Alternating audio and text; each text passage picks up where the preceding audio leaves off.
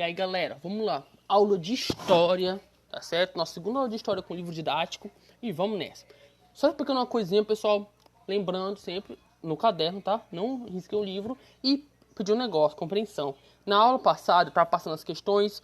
E eu parei antes de a gente ter terminado a questão da aula passada. Por isso hoje eu vou ter que terminar uma parte que era pra ter sido a aula passada e começar as de hoje. Por que eu tô explicando isso? É que vai começar... Hoje nós vamos começar as atividades pela questão 7 e 8. Pode ficar meio estranho se colocar 7 e 8, mas você pode até fazer assim, escrever logo abaixo das 6 que vocês já fizeram na aula passada, tá bom? Se vocês lembrarem bem, na aula passada nós respondemos até a página 13, né? A questão 6. Nós aprendemos sobre o período paleolítico, que foi o período da pré-história, em que antes da escrita, claro, em que as pessoas começaram a fazer instrumentos de pedra lascada. Depois do Paleolítico, nós conhecemos o Neolítico, que foi quando as pessoas começaram a usar pedra polida, né, cuidar mais da pedra, e logo após o Neolítico teve a Idade dos Metais, quando começaram a usar, como o nome já diz, metais. Na página 14, pessoal, que vocês vão virar aí, vejam só. Oh, não é aqui. Cadê? Não é aqui. Cadê a página? Tá aqui a página 14. É que meu livro é complicado. É quando fala em espaço e ocupação. Quando vocês lembram, devem lembrar que nós falamos que no Paleolítico as pessoas não tinham aldeias, não faziam casa, não tinham cidade. Elas andavam para onde procurando comida, né? Eram somente coletores e caçadores.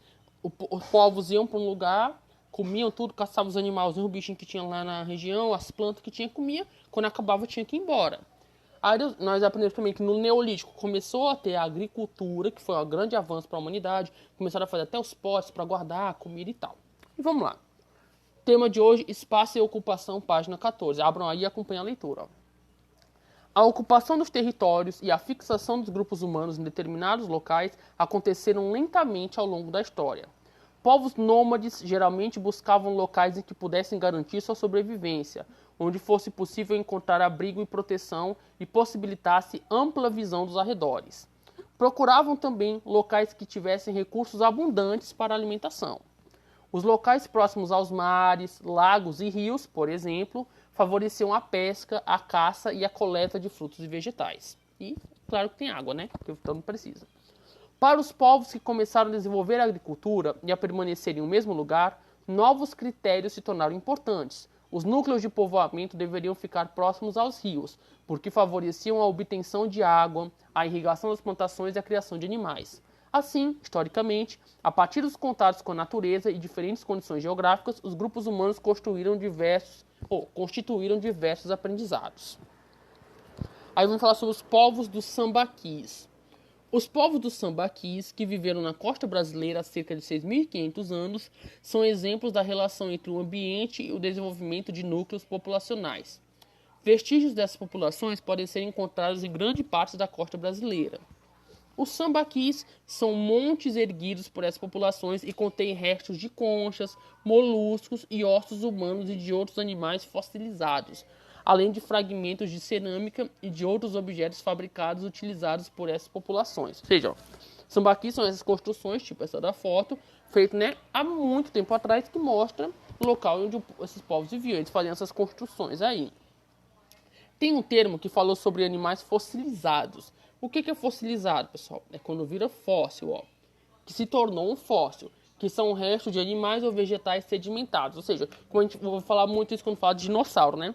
Que ninguém nunca viu um dinossauro andando. A gente sabe que eles existem por causa dos fósseis, que são os restos, né, dos corpos deles, dos ossos ou pegadas que ficaram ao longo da história, a terra guardou e depois as pessoas escavando encontrou. E vamos lá. Fala aqui na outra imagem sobre a formação de um sambaqui, né, que a gente viu ali a foto. Como funciona? Perto de um rio aqui, uma cachoeira, e tem as informações. Ó. A construção de um sambaqui podia ter finalidade funerária. Servia para demarcar o território e como depósito de restos e alimentos. As técnicas de construção de barcos e de confecção de flechas e anzóis possibilitaram a pesca em rios e mares, onde os povos dos sambaquis obtinham os recursos para a sobrevivência. E aqui embaixo, terminando sobre o sambaqui, a palavra sambaqui, de origem tupi, significa amontoado de conchas. Mas os sambaquis podem também ser compostos de restos de animais e de vestígios funerários. Esses sítios arqueológicos, que podem atingir até 30 metros de altura, fornecem muitas informações sobre a dieta alimentar e os rituais funerários de povos indígenas que ocupavam a costa brasileira há milhares de anos. Ou seja, os sambaquis, aqui da foto, serviam tanto para guardar alimentos, né, na época em que os humanos começaram a poder ficar quietinho, não tinha mais que ficar só procurando comida, aprender a plantar, a pescar e a guardar, como também poder servir como locais funerários, né, guardar os corpos das pessoas que já se foram. Duas questõezinhas aqui, tá? Sobre essa parte que a gente leu agora, que era para eu ter passado na aula semana passada, mas eu achei que era coisa demais e não passei. Responda essas duas questões, né? Lembrando, cabeçalho, pode começar. Assim, se vocês quiserem botar o cabeçalho e começar colocando 7 a 8, pode. Se não quiser, para não ficar estranho, você pode colocar embaixo da questão 6, da última aula, você coloca 7 a 8 e me manda sua foto da 7 a 8, que eu vou entender. Virando a página, pessoal, nós temos um textinho aí que chama sobre as mulheres no período neolítico, tá bom? Que vai falar exatamente sobre o que o próprio título diz. As mulheres no período neolítico e a importância que as mulheres tiveram para a evolução da raça humana, né? Que estava aprendendo a ficar mais quieta, não precisava ficar só saindo para caçar, e sobre a importância que as mulheres tiveram nesse aprendizado. Vocês vão ler esse texto, tá bom? Para poder responder a questão 1, 2 e 3. Certo? Podem fazer. Eu não vou lê-lo, né?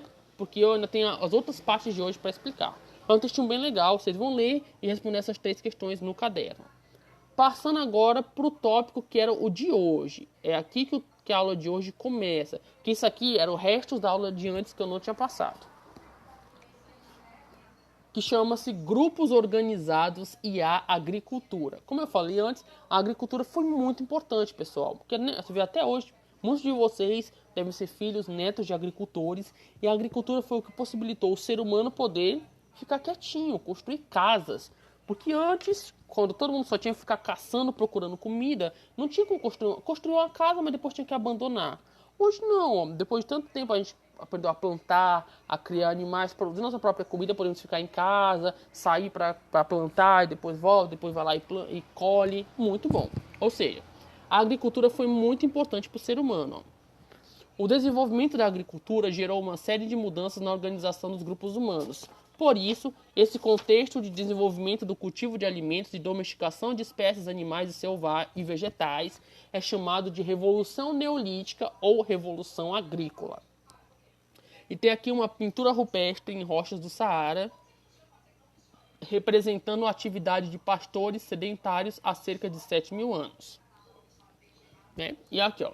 Uma das primeiras consequências do desenvolvimento da agricultura foi o crescimento populacional.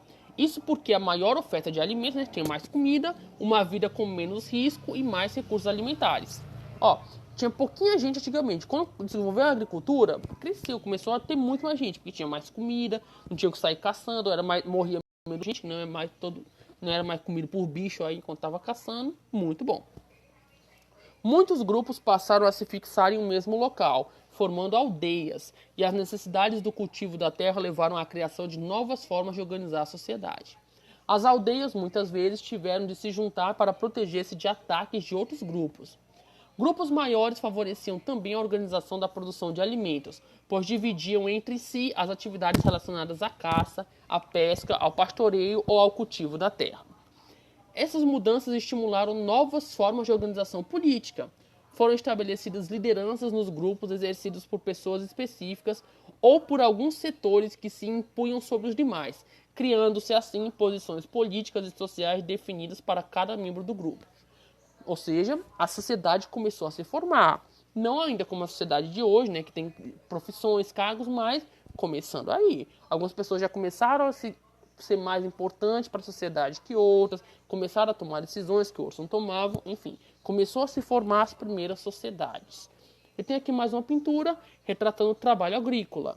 Pode ver, tem um bichinho aí, provavelmente um cavalo, né? E tem um arado, né? Que se usa, prende aqui no bichinho, prende aqui com as correias para poder amaciar a terra. De acordo com essa leitura que nós fizemos, vocês vão responder, né, pessoal? Mais 3 questõezinhas aqui. Só responder, não precisa copiar, tá? Vou responder essas 3 questõezinhas e... Calma, que não terminou ainda. Tem mais um trechinho aqui. Ai, cadê? Aqui. Que chama Ocupações Humanas na África e no Oriente, tá certo? Vocês vão ler também, para poder responder as últimas duas questões, que é a questão 4 e a questão 5. Que eu não vou, porque eu não queria passar de 10 minutos esse vídeo, tá? Não vou ler aqui, mas é bem simples, ó.